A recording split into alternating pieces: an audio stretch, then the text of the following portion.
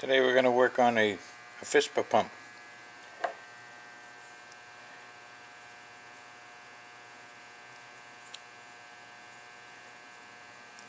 The only real designation to tell what pump it is on these Fispa pumps, obviously it says Fispa. If you see right in here is SUP, and then right about there where the screw is would be a 2-digit number. Unfortunately, they weren't planning. It should say SUP 80. This is the SUP 80, obviously. And if you want to rebuild this at home, this is the kit you'd get for it. There's all the parts you need. We're going to go through it and I'll show you how to put all that stuff, or most of this stuff, into here. First thing you want to do is, hopefully you have a vise handy, clamp it by one of these ears. Make sure you get a good bite on it. If not, I've broken them in the past, but it's not very common. But it happens. Now you want to mark the location on how this thing sits. The clock position with the inlet and the outlet. You can take a picture of it using your phone or your Polaroid, whatever you got.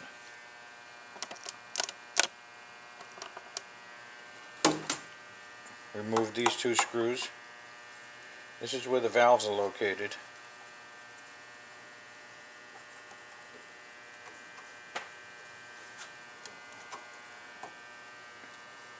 Now these screws in the top cover and the body, they're all the same, so you don't have to worry about mixing them up. Now there's a couple of springs underneath here. As you can see, it's pushing it up.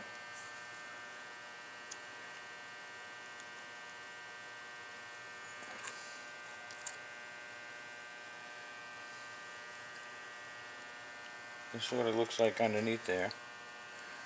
This is one of the valves. Happens to be stuck to the top cover. And the spring that holds pressure on the other cover valve. Finish getting the screw out of here. One thing to note is, there's a screen right there. That's your filter.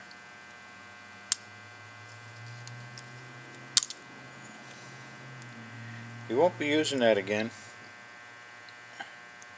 There's actually a spring inside of there too. But everything on this particular one happens to be all stuck together.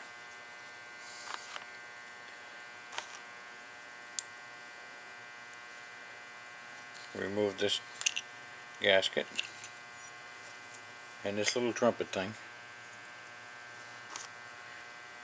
Never did find out what that's for, but Fispa decided it was needed, so they put it in there. Now down inside of here is where the valves sit. This other one sits down in here.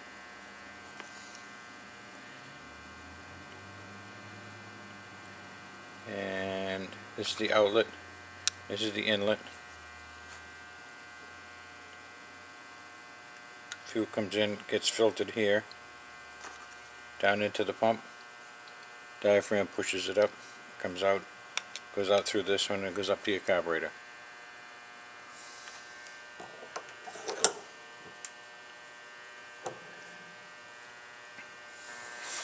Next, you want to remove all these 5 screws that hold the fuel casting to the body.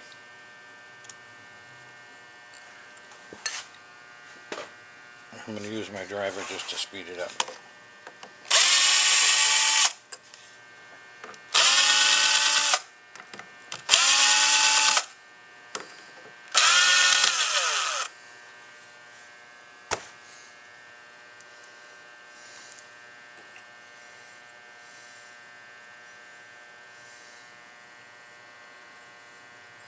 This particular piece is ready to go in the glass beater. Be all cleaned up.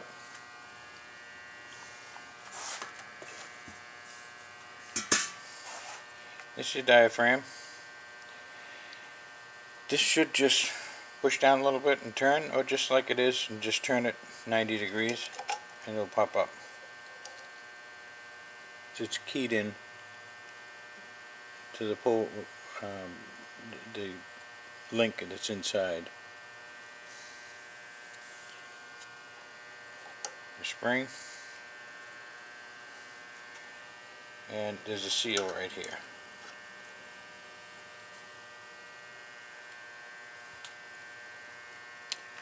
Just look real close around the inside of here and make sure that it's not, this piece is missing, or if it's cracked. This looks in pretty good shape, but we're going to use the one that came with the kit anyway. This piece is ready to go in the glass beater. We're going to remove this nut.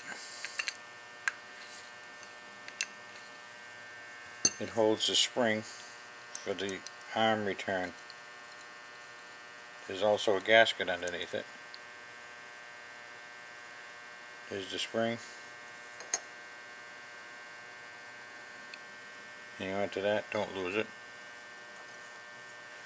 Now, oddly enough, this one didn't have a gasket, but it's supposed to. You can see how the nut made marks in it, but there's supposed to be a gasket there, or oil's going to come out. We'll clean this up and get it ready for reassembly. Once your kit is all apart, these are the parts you'll end up with. The diaphragm, this gasket, that thing which I still don't have any idea what it is. This particular spring goes underneath the diaphragm, and this one here is the one that sits on top of the valve. Actually, it sits on top of this valve, and the other spring is inside of there. And there's the seal and the arm return spring. When you get your kit, these are the parts that you'll get. These gaskets here are just in case you use on your inlet or outlet fitting, it has a gasket on it. We put 2 of them in there just in case. You usually only use 1. These gaskets here, they're actually rubber. They're flexible. They go underneath the 2 valves, one under each one. These are the springs that'll go on top. That'll hold the valves down. Here's your new seal. This is the gasket for that nut that holds the arm return spring. And there's the gasket for there, and gasket for the engine block, and the diaphragm. Okay, let's put all this stuff together. Before any assembly is done, it's very important that these surfaces here and here be flat. I don't know if you can hear that or not. You probably can't see it either. But these aren't flat, and they would have produced a leak. So let's go flatten them. Okay, now that all the surfaces are nice and flat, here, there, and there. No more rocking. I also do that area there, and it's a good habit to get into the cleanest. Flatten out that area. Use a flat file. I have a 4-inch belt sander that sits on the bench that I use to flatten these out. So a lot easier to use. Okay, time for some assembly. First we want to put in the arm return spring.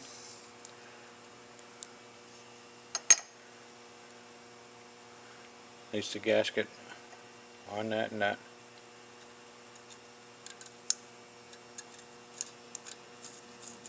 And tighten it up.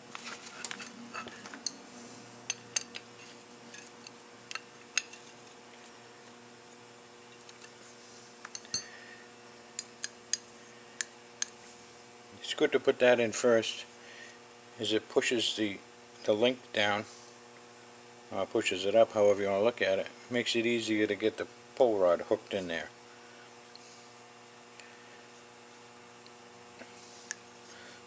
Put your new seal on. Put the spring on.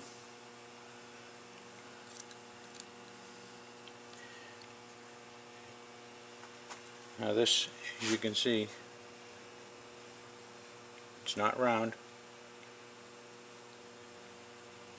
Oval, I guess you'd call it. Two flat sides. It's going to go down inside through this seal, push it down into the link, and turn it 90 degrees. Now let's see how that works.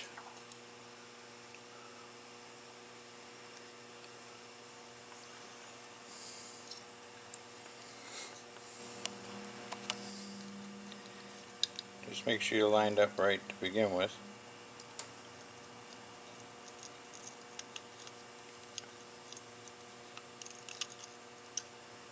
You got to get down inside of that link, turn it 90 degrees, and it's hooked. If you were get something to push on that arm, you see how it pulls it down inside. That tells you that you're hooked. You're hooked, alright. Time for the fuel section. Install some valves.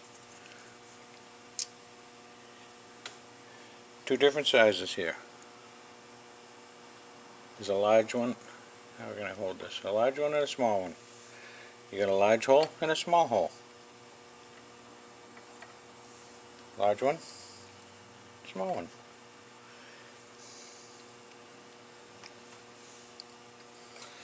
Now remember, this is the out.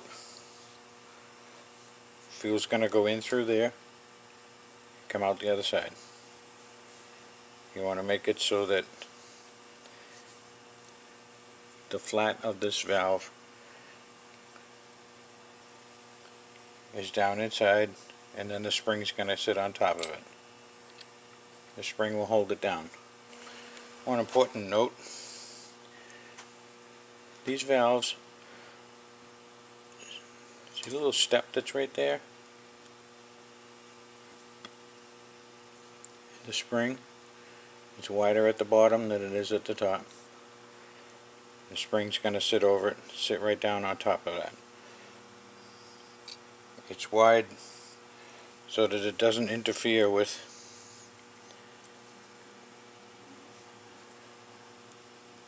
valve plate.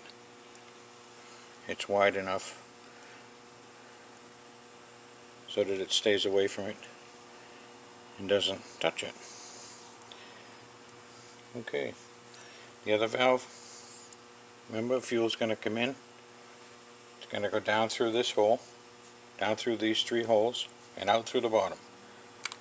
Drop it in. Drop your spring on top. With the gasket, oh, we got to put this little, whatever it is, set that in, set your gasket in.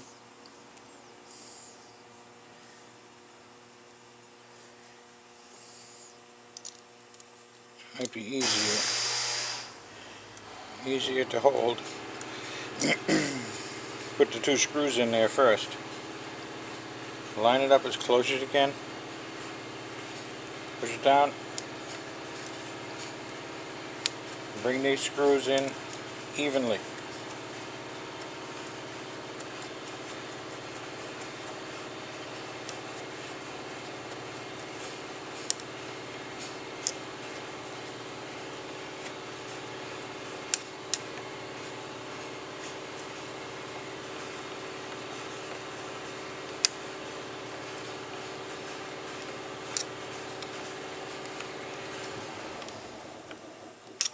Bring them down nice and tight.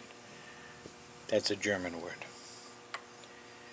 You can test it by blowing air in, and you should be able to do that. Try sucking air out, and you shouldn't be able to do that. Does that mean that the valve is closed like it's supposed to? Same thing with this one. You'll be able to suck air out, but not blow it in.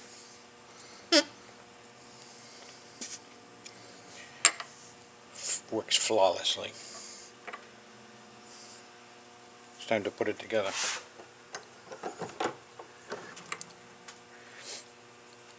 Another side note, see these numbers right here? 4010-01 or .01 doesn't mean anything. When you call in to get a kit, you're going to give this SUP, and like I said before, usually there's 2 digits after it. It's supposed to say SUP 80, but it doesn't. In these SUP 80s, there's an SUP 80, an SUP 60, and there's also a 150. But the 80 is designated, it's easy to tell by having these 2 screws. The 60 uses tiny seal valves.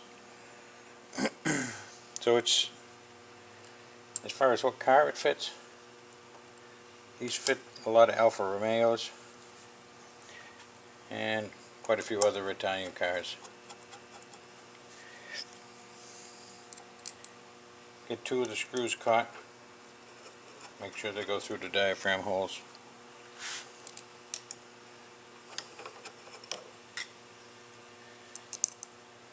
Don't tighten them up yet.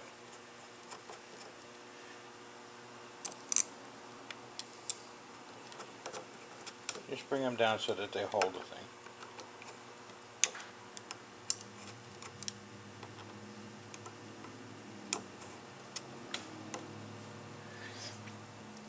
Now comes the part that's kind of difficult.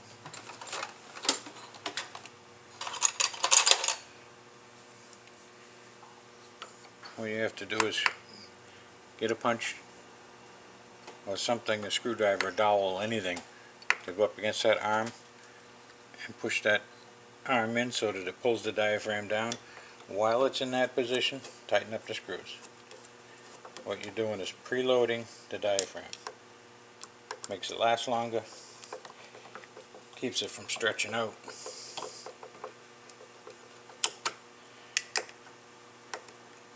And it's simple, it just makes it last longer.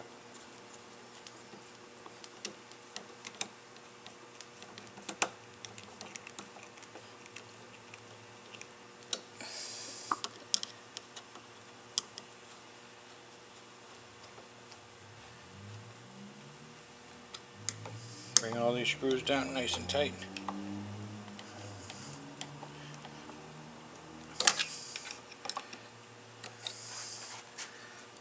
Once you get 2 or 3 of them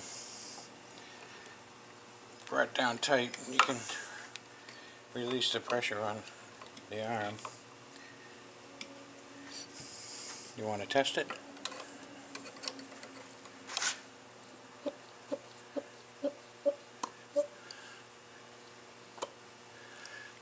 Work that arm back and forth. Put your finger over this inlet and you'll feel it's trying to pull your finger in. Same thing with the outlet. Trying to push your finger off of it. That's like a quick and easy test.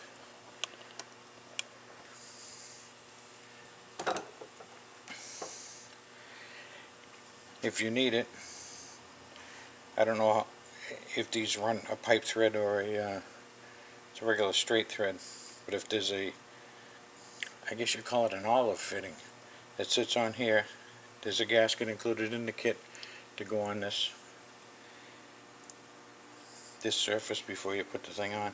And I think if it's olive one, it has a bolt going through it, so there'd be a gasket on both sides.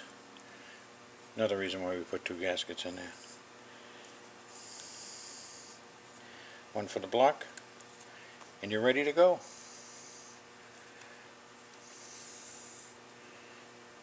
This hole, it's a vent. If that wasn't there,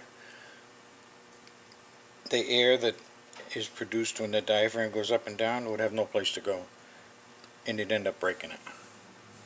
So that has to be there, has to be clear. That's it.